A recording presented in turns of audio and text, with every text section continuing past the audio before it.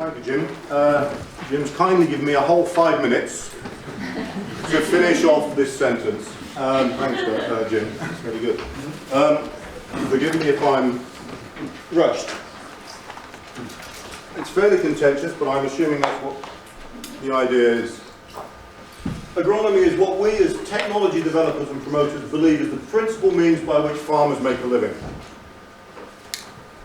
That's the end of the sentence. I'm now going to give you 6 points that, and there are many others, why we should not believe this. Farming is obviously more than just agronomy. Many, many more skills are required. This is some of them: business planning, an entrepreneurial spirit, financial management, etc., ability to fix machinery, veterinary knowledge, etc., etc. Not just agronomy. Farming is actually very difficult.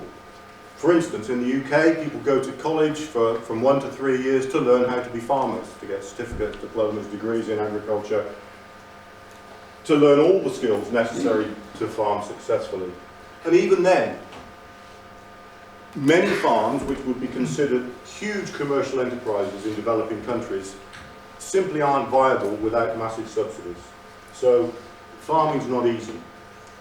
Now, we are in the agricultural research for development community, and our basic customer base, if you like, is about 500 million smallholder farms. We assume that they all have these skills, or can acquire them, or actually want to acquire them, and that's an assumption that we need to think about carefully, I think. Continuing with the small farm issue, small farms mean small returns in absolute measures, and they're often associated with high risk, not only risk of failure, but higher exposure to risk following extra investment. These low returns may well constitute very poor incentives for farmers, for rural households to adopt new agronomy.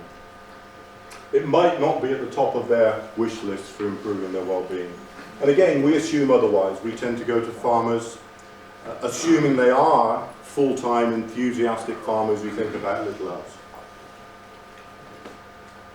They're not only farmers. We know that there are very, very few full-time farmers on small farms, simply because they can't make ends meet just by farming. So we need to do more than pay lip service to the livelihoods concept. And within this concept, improved agronomy is just one amongst many, hopefully many competing opportunities for investment of additional resources. Improved technologies not only need to be better than the agricultural technologies they're supposed to replace, they need to be better in livelihood terms than off-farm and non-farm opportunities. And it's useless unless it's adopted. And I think many of us are still wedded to the idea that the likelihood of adoption is a function of the properties of the technology itself, rather than a nuanced interaction between the technology and the potential adopters' objectives, attitudes and circumstances. We also, in many cases, probably overestimate the effectiveness of our wonderful technologies.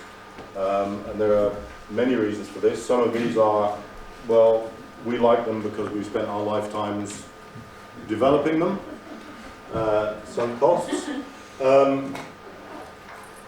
They're almost all developed on research plots, and it's much more difficult to implement the technology on a hectare than it is on 100 square meters. And we constantly underestimate the difficulty of that, and risks I've already mentioned.